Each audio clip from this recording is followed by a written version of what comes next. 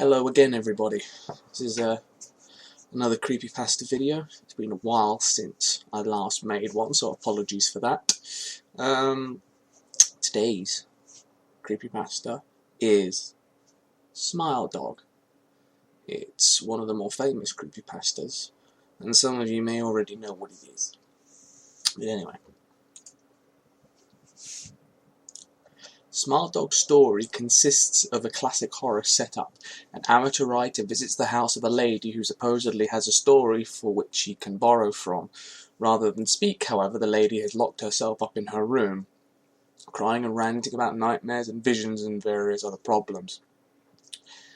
All of these centre around a floppy disk she had been given that contains the image smile.jpg, also known as smile.dog. Other cases of this have cropped up. Viewing this image incites insanity, and no copy of the exact image exists on the web, though likenesses of it do. The true image of smile.jpg is recognised due to the effect that it has on the viewer. That is, they wind up dead. Attaching the file, that is, spreading the word, is the only way to save oneself from the smile.dog that appears in one's dreams, demanding to spread the word. Some say that the original legend began with an image of the devil. The pasta. I first met in person with Mary E. in the summer of 2007. I had arranged with her husband of 15 years, Terence, to see her for an interview. Mary had initially agreed, since I was not a newsman but rather an amateur writer gathering information for a few early college assignments and, if all went according to plan, some pieces of fiction. We scheduled the interview for a particular weekend when I was in Chicago on unrelated business, but at the last moment Mary changed her mind and locked herself in the couple's bedroom, refusing to meet with me. For half an hour I sat with Terence as we camped outside the bedroom door, listening and taking notes while he attempted to fruitlessly calm his wife down. The things Mary said made little sense, but fit with the pattern I was expecting. Though I could not see her, I could tell from her voice that she was crying. And more often than not, her objections to speaking with me centered around an incoherent diatribe on her dreams and nightmares. Terence apologized profusely when we ceased the exercise, and I did my best to take it in stride. Recall that I wasn't a reporter in search of a story, but merely a curious young man in search of information. Besides, I thought at the time I could perhaps find another similar case if I put my mind and resources to it. Mary E. was the sysop for a small Chicago-based bulletin board system in 1992 when she first encountered smile.jpg, and her life changed forever. She and Terence had been married only 5 months. Mary was one of an estimated 400 people who saw the image when it was posted as a hyperlink on the BBS, though she's the only one who has spoken openly about the experience. The rest have remained anonymous or are perhaps dead. In 2005, when I was only in the 10th grade, smile.jpg was first brought to my attention by my burgeoning interest in web-based phenomena. Mary was the most often cited victim of what is sometimes referred to as smile.dog. The being smile.jpg is reputed to display. What caught my interest, other than the obvious macabre elements of the cyber legend and my proclivity towards such things, was the sheer lack of information. Usually to the point that people don't believe it even exists, other than as a rumour or hoax. It is unique because, though the entire phenomenon centers on a picture file, that file is nowhere to be found on the internet. Certainly many photo-manipulated simulacra litter the web, showing up with the most frequency on sites such as the image board 4chan, in particularly the /x focused paranormal subboard. It is suspected these are fakes because they do not have the effect the true smile.jpg is believed to have, namely sudden onset temporal lobe epilepsy and acute anxiety. The reported reaction of the viewer is one of the reasons the phantom like smile.jpg is regarded with such disdain, as it is patently absurd, though depending on whom you ask, the reluctance to acknowledge smile.jpg's existence might be just as much out of fear as it is out of disbelief. Neither smile.jpg nor smile.dog is mentioned anywhere on Wikipedia, though the website features articles on other, perhaps more scandalous shock sites as hello.jpg or twogirls.one. Any attempt to create a page pertaining to smile.jpg is summarily deleted by any of the encyclopedia's many admins.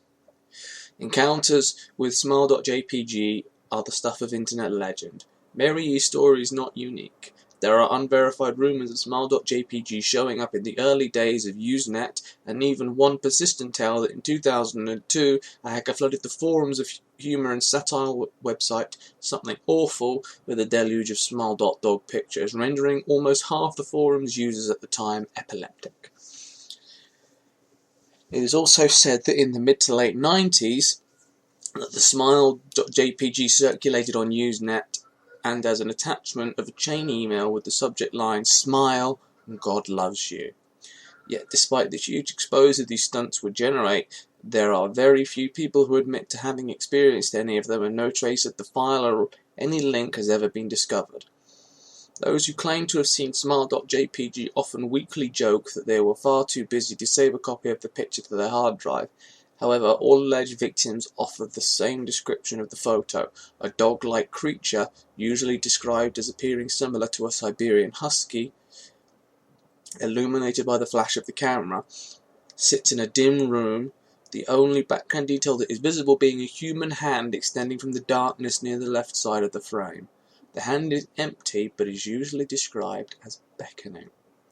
Of course, most attention is given to the dog, or dog creature, as some victims are more certain than others of what they claim to have seen.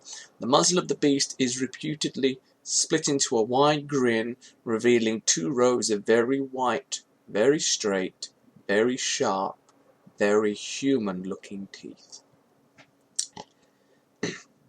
This, of course, not a description given immediately after viewing the picture, but rather a recollection of the victims, who claim to have seen this picture endlessly repeated in their mind's eye during the times they are, in reality, having epileptic fits.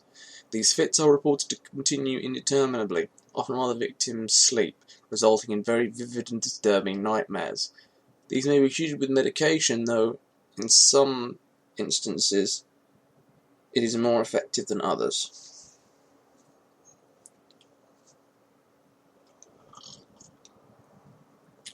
Mary, I assumed, was not on effective medication. That was why after my visit to her apartment in 2007, I sent out feelers to several folklore and urban legend-oriented news groups, websites and mailing lists, hoping to find the name of a supposed victim of smile.jpg who felt more interested in talking about his experiences. For a time nothing happened, and at length I forgot completely about my pursuits. Since I had begun my freshman year of college and was quite busy, Mary contacted me via email, however, near the beginning of March 2008. Dear Mr. L, I am incredibly sorry about my behaviour last summer when you came to interview me. I hope you understand that it was no fault of yours, but rather my own problems that led me to act out as I did. I realise that I could have handled the situation more decorously.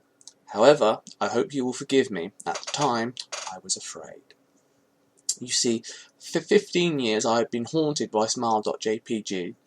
Smile.dog comes to me in my sleep every night. I know that sounds silly, but it is true.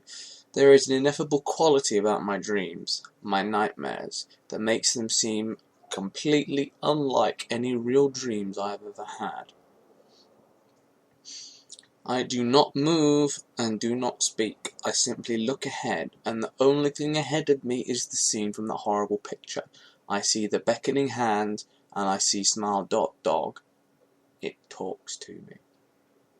It is not a dog, of course, though I'm not quite sure what it really is. It tells me that it will leave me alone if only I do as it asks. All I must do, it says, is spread the word. That is how it phrases its demands, and I know exactly what it means. It wants me to show it to someone else. And I could. The week after my incident, I received in the mail a manila envelope with no return address. Inside there was only a 3.5-inch floppy diskette. Without having to check, I knew precisely what was on it. I thought for a long time about my options. I could show it to a stranger, a co-worker. Excuse me. I could even show it to Terence, as much as the idea disgusted me. And what would happen then? Well, if Smile.dog kept its word, I could sleep. Yet if it lied, what would I do? And who was to say something worse would not come for me if I did as the creature asked? So I did nothing for 15 years, though I kept the diskette hidden amongst my things. Every night for 15 years, Smile.dog has come to me in my sleep and demanded that I spread the word. For 15 years I have stood strong, though there have been hard times. Many of my fellow victims on the BBS board where I first encountered smile.jpg stopped posting. I heard some of them committed suicide. Others remained completely silent, simply disappearing off the face of the web. They are the ones I worry about the most. I sincerely hope you will forgive me, Mr. L, but last summer when you contacted me and my husband about an interview, I was near the breaking point. I decided that I was going to give you the floppy diskette. I did not care if Smile.dog was lying or not. I wanted it to end. You were a stranger, someone I had no connection with, and I thought I would not feel sorrow when you took the diskette as part of your research and sealed your fate. Before you arrived, I realized what I was doing. I was plotting to ruin your life. I could not stand the thought, and in fact I still cannot. I am ashamed, Mr. L, and I hope that this warning will dissuade you from further investigation of smile.jpg. You may in time encounter someone who is, if not weaker than I, then wholly more depraved. Someone who will not hesitate to follow Smile.dog's orders. Stop while you are still whole. Sincerely, Mary E. Terence contacted me later that month with the news that his wife had killed herself. While cleaning up the various things she left behind, closing email accounts and the like, he happened upon the above message. He was a man in a shambles. He wept as he told me to listen to his wife's advice. He'd found the diskette he revealed and burned it until it was nothing but a stinking pile of blackened plastic. The part that most disturbed him, however, was how the diskette had hissed as it melted, like some sort of animal, he said. I will admit that I was a little uncertain about how to respond to this. At first I thought perhaps it was a joke, with the couple belatedly playing the situation in order to get a rise out of me. A quick check of several Chicago newspapers' online obituaries, however, proved that Mary E. was indeed dead. There was, of course, no mention of suicide in the article. I decided that, for a time at least, I would not further pursue the subject of smile.jpg, especially since I had finals coming up at the end of May. But the world has odd ways of testing us. Almost a full year after I'd returned from my disastrous interview with Mary E., I received another email. Hello. I found your email address through a mailing list. Your profile said you were interested in Smile.dog. I have saw it. It is not as bad as everyone says. I have sent it to you here. Just spreading the word. The final line chilled me to the bone. According to my email client, there was one file attachment called, naturally, smile.jpg. I considered downloading it for some time. It was most likely a fake, I imagined, and even if it weren't, I was never wholly convinced of smile.jpg's peculiar powers. Mary E.'s account had shaken me, yes, but she was probably mentally unbalanced anyway. After all, how could a simple image do what smile.jpg was said to accomplish? What sort of creature was it that could break one's mind with only the power of the eye? And if such things were patently absurd, then why did the legend exist at all? If I downloaded the image, if I looked at it, and if Mary turned out to be correct, if Smile.dog came to me in my dreams demanding I spread the word, what would I do? Would I live as Mary had, fighting against the urge to give in until I died? Or would I simply spread the word, eager to put it to rest? And if I chose the latter route, how could I do it? Whom would I burden in turn? If I went through with my earlier intention to write a short article about smile.jpg, I decided I could attach it as evidence, and anyone who read the article, anyone who took interest, would be affected.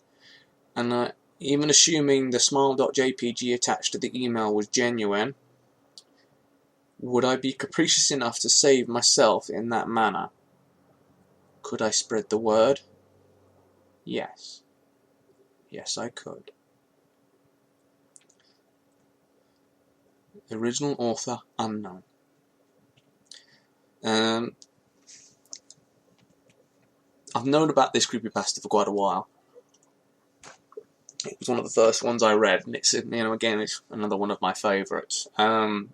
There are plenty of images floating around the web, and this is the best one that I could find. See the hand here, and obviously the husky with the teeth. Just spreading the word, guys.